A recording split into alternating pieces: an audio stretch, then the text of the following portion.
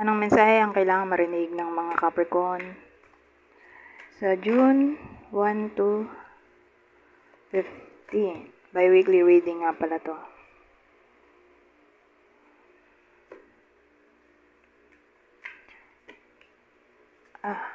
Ano to? Ano to? Maganda to sa card to. Ito. Nangyari.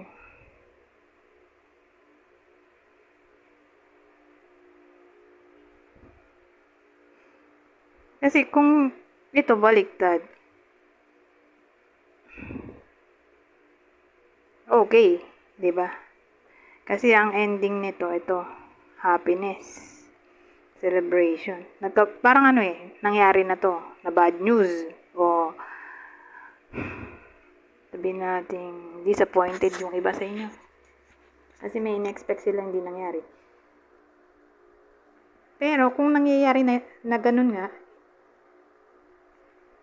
dito may celebration. Pag ganito, ang dating sa akin, yung hinihintay na celebration, malabo. Sad to say. Ang reason,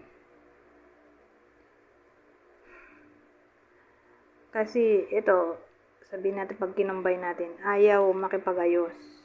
Ito kasi yung reconciliation. So, hope natin, wish, baliktad. So pag pinag-combine, ayaw makipag-ayos. O ayaw nang magkabalikan. Kasi pag ganito, more like, may kinalaman siya sa reconciliation.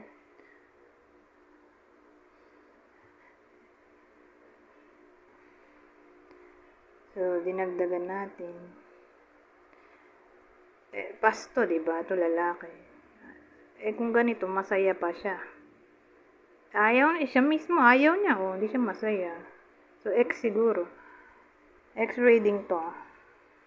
Ayaw na nung lalaki, sad to say. So, malamang babae yung naghihintay ng reconciliation dito. Pero ayaw na nung lalaki. So, ewan ko kung sino yung nanonood, babae ba, lalaki. Pero, ilugar nyo na lang yung sarili nyo. Okay? Kung ito man ang situation, attach pa rin kayo sa ex nyo. Ayaw na nga. Ayaw na nung lalaki.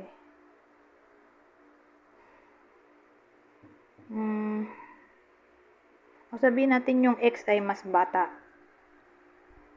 Yung lalaki mas bata dun sa babae, pwede rin ganun.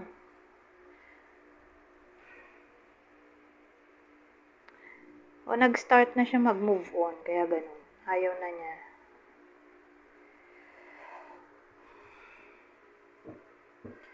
Kung di man to applicable sa inyo, hindi wala naman kayong ex,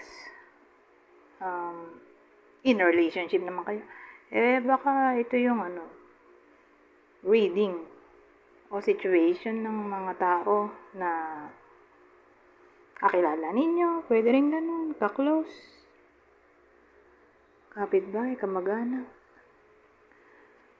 o ka-workmate, kasi energy naman ang basehan natin dito, hindi naman tao. So, sasakupin din ng reading na to yung energy ng mga taong nasa paligid ninyo. So, inisip ko kung kukuha pa ba ako. Huwag na nga, ito na lang. Kasi 8 minutes lang tayo.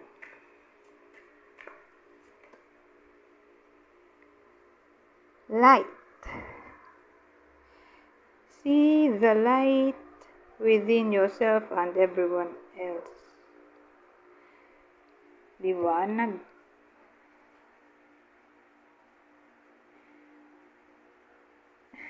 Tingnan mo ang liwanag sa sarili mo. Sa loob ng sarili mo. At sa ibang tao.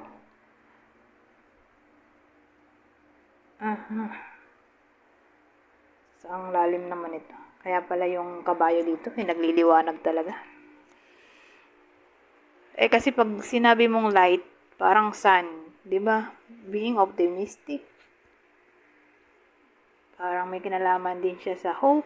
Don't lose hope.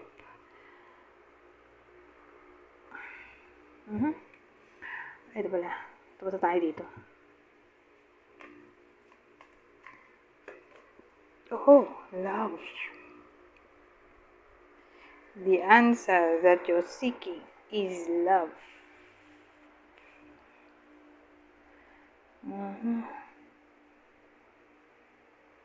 So, ang sagot daw sa hinahanap mo ay love. OMG. Sa bagay. Pwede rin naman sa relationship yan, di ba? I-emphasize. O bigyan ng attention ng love. O kung single,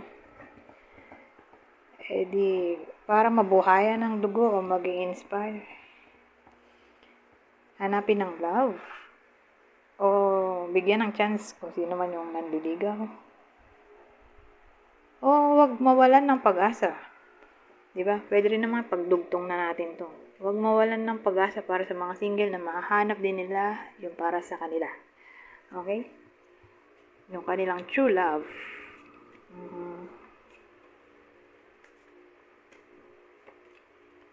Ano naman to? Uy!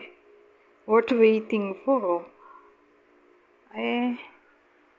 Sabi dito, your patience will be rewarding. Di para yan dun sa single.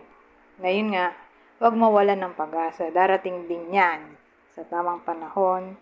Kaya nga sabi dito, worth waiting for. Ayoko na Tagalogin. Napakadali na maintindihan niya. Stress ako pag tinatagalog ko pa. Ayan.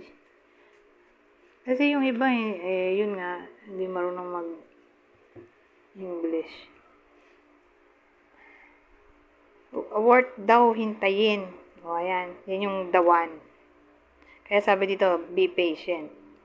Okay, ma-rewardan daw ang pagiging matyaga. Oh, definitely yes. The answer to your question is a strong yes. Totoo daw talaga. Yes So parang overall, sinasabi na worth waiting for talaga na may paparating para sa iba sa inyo. Ito na yung true love para sa mga single. Pero kung in a relationship,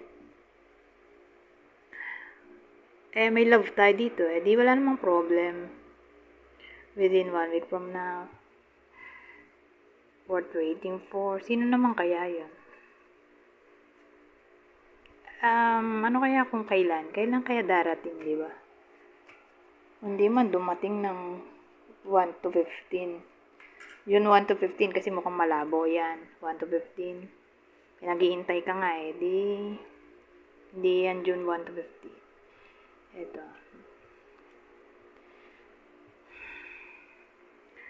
So, ano to?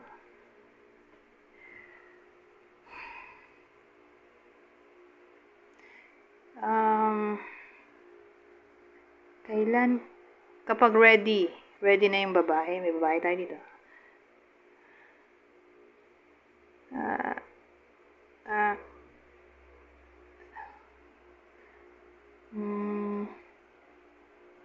Kailan darating?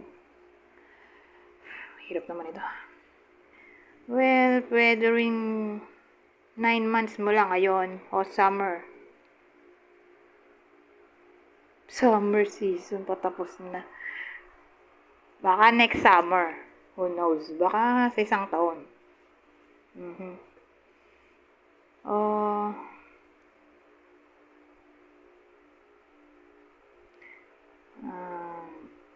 Ewan ko. Pwede rin dito na tayo.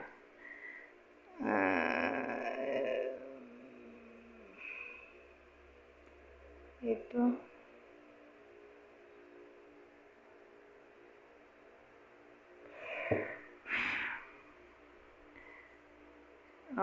Tansya ko baka December. Wow. Yun ang wow. Diba? Panahon ng taglamig. Naging tag-init na. Kasi may inlababo. Nagiging inlababo yung iba sa inyo. Pero, actually, ano to kung di December, ano kasi, naalala nyo sabi, worth waiting for, walang dapat gawin. Kumbaga, yan na lang, kusang dumating, wag may stress, wag hanapin, hayaan nyo kusang dumating na lang. Okay? Wag kayong mag-rush. Okay?